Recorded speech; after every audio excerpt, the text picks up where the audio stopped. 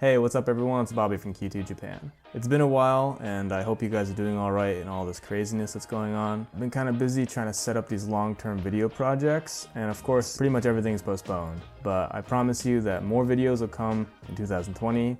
as long as we're able to do anything. This DNA video is something that I've been working on for a while now, so I'm really happy that it's finally come together. I had 3 of my friends here in Okayama take DNA tests from myheritage.com. I am not sponsored by myheritage.com and I have no affiliation with them. The only reason I chose them was because apparently they have a larger database of Asian DNA data than most of their competitors. So I thought it would be appropriate for this video. So my friends are just going to introduce themselves and I'm going to stop the video right before they reveal their test results. And I think it'd be cool if you take a few seconds and just guess the ethnicities of all my friends based on your first impressions. Feel free to share your guesses and your thoughts in the comment section down below. And so, let's dive right in.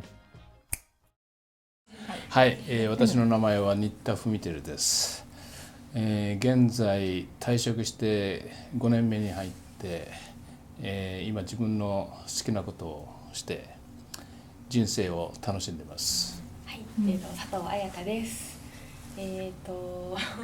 岡山県岡山育ちで、今27歳です。はい。で、今英語の先生を子供に教えてるんですけど、英語をね。はい。ですね、佐田妙子です。岡山育ちです。経理と人事みたいなことを昼はしていて、夕方から家で子供に英語を教えています。ないです。特に私の場合は、祖父母が4人とも養子なので、そこから先はもう本当にわからない。4人ともいろいろ違った形で養子ということしかわからない。はい、私は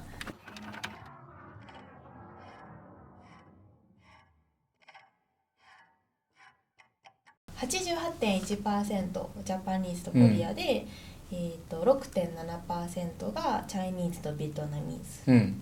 で 3.8% がセントラルアジアで 1.4% がフィンランド。日本人と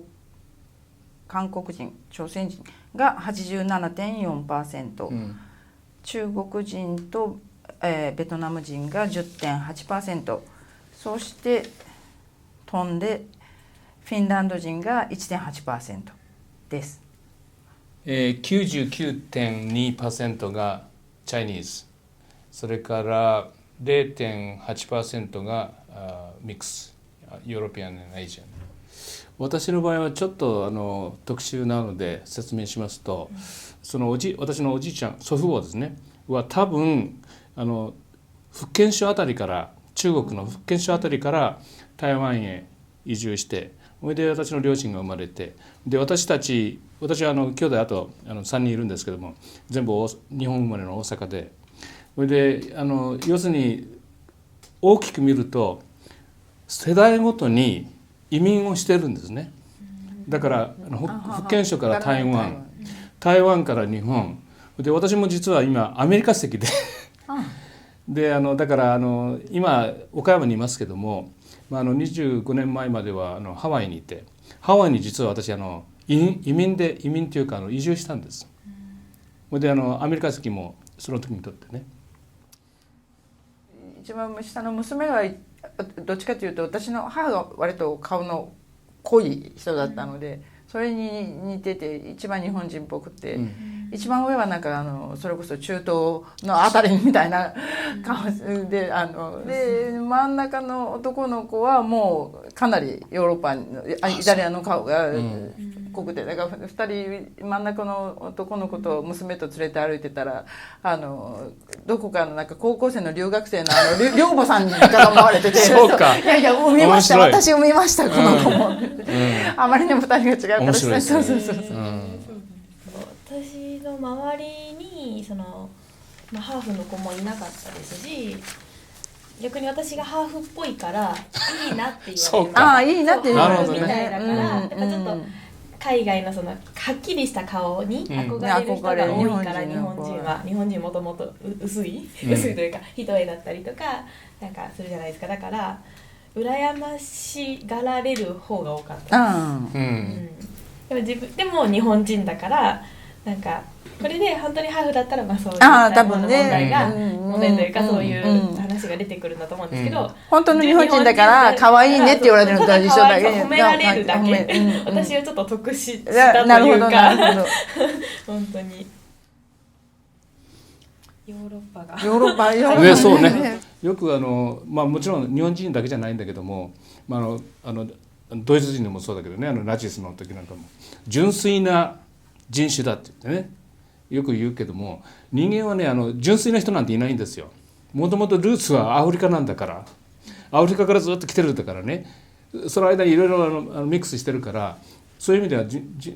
純粋なのはいなくって、それで我々もだから少数ながらね、パーセンテージは少ないんだけども、実はヨーロッパにカズンがいるんですよ。驚いたことにね、やっぱりカズンでした。ね、スタートカズンになります。スタートカズンだからちょっと離れてるんですけどね、遠い親戚ということで、私は偶然にもアメリカの籍なんですけども、その、外国のルーツの中にはやっぱしアメリカのルーツが一番多かったです。アメリカにいる第三カズン。被験者のデータを見てもやっぱりこのテストをしている人っていうのはもうほとんどがアメリカ大陸かヨーロッパの人たちで、日本人の人でテストをしてるっていうのはすごくもう数が少ないんですけど、どうしてだと思われますか？でも親もそういうことしないからそういう考えがなかったというか、祖先なんかどこから来たかとかそうね、親が調べてたら自分も興味を持って調べようかなって思いますけど、でもそこがまずないから、確かに家系図っていう、なんかアイディアがないから、そう友達には言ったけどそれなんで受けるのって思いました。何が理由でみたいな。やっぱしそれが面白い。それが面白いね。そう言われて、なんかこういう、シューティングするから、面白そうだなと思って、私はハーフって言われるからもしかしたらね、もしかしたらそのどっかの違いあるかもしれないと思って、興味本位で、実際にあったんだ。実際にね、アジアもあるし、そう歴史として日本の歴史として分かってる時点で言えば島国で単一民族なので、だからその前の話じゃないですか、その卑弥呼のところからはずっと日本で大和民族ですね、大和民族のところからはもうずっと日本人だって思ってるわけなので、それはね、私が思うのは一つにはね、日本の歴史学者がねそこを曖昧にしてると思う。だから大和民族ってもね、日本は島国なんだから、もともとその島国に誰か先住民がいたわけじゃなくてどっかから来たわけでしょ。じゃあその前どうなったかっていうのははっきりさせてないでしょ。大和民族が実はどっから来たのかっていうのはある程度大体は分かってるんだけど、南方系のね。で日本人はだから一説によると南方系とそれから北方系大陸、中国韓国から来たんだと。そういう人たちの要するにハーフですよね。雑混なんですよ。でもそこをね、そこをはっきりさせないって多分その歴史学者の中にはね、やっぱし私たちは純粋な日本人だっていうような考えの人がもしかしたらいるかもしれない。教科書で学校で習うところがもう大和民族のところからだから、弥生か縄文かどっちかなんだろうって、その前のことはあまり出ないでしょ。考えないですね。でもそこは大切なのよね。遺伝子的に日本人じゃないといけないっていう意味ではなくって、今あるその日本の文化、精神的なものとかをリスペクトして顔とか肌の色とかはいろいろでっていう方が私は面白いかなと思いますよ。やっぱり申し訳ないけどイタリア人がパイナップルの乗ったピッツァを食べるようになったら私はちょっとがっかりする。だからそこはやっぱりイタリア人はイタリア人であってほしいし、日本人は日本人であってほしい。ごめんね。それはあるね。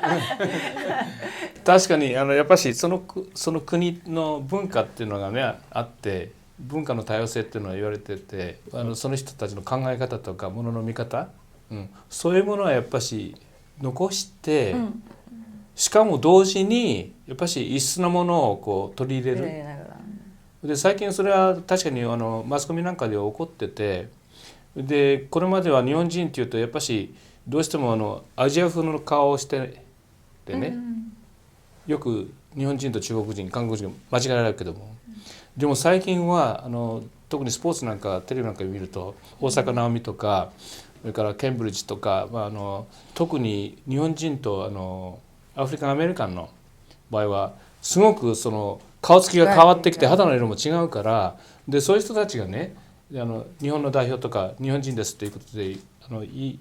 ってるから、そういう意味では徐々にこういう日本人もいるんだっていうことがね、やっぱ一般の人たちもこう徐々に受け入れるような方向には行ってると思う。そうですね。外見だけで判断しなくて、その精神的なものとか内面とかで人を判断する。私はもっとねたくさんの人が自分たちの DNA 検査してもらって、実はいろんな国のその血が混ざってるんだって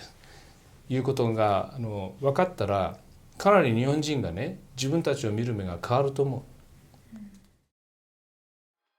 So DNA and Japanese identity are just things that I think are interesting, especially because I grew up being half Japanese, and it's basically a topic that doesn't have a concrete answer, but something that I think is worth thinking about on a broader scale, because everybody does wonder where they come from, how they should feel about themselves, how to identify themselves, and I hope that more Japanese people aren't afraid about talking about it, because it's fun. Yeah, it's always fun to think about who you are and where you come from. So I finally started a Patreon account, and I'm going to leave a link down below in the description. So if you want to further support this channel for any future projects, and so that I can kind of focus more on YouTube, I'd really appreciate it. But anyway, it's Bobby from Q2 Japan. Catch you next time. Peace.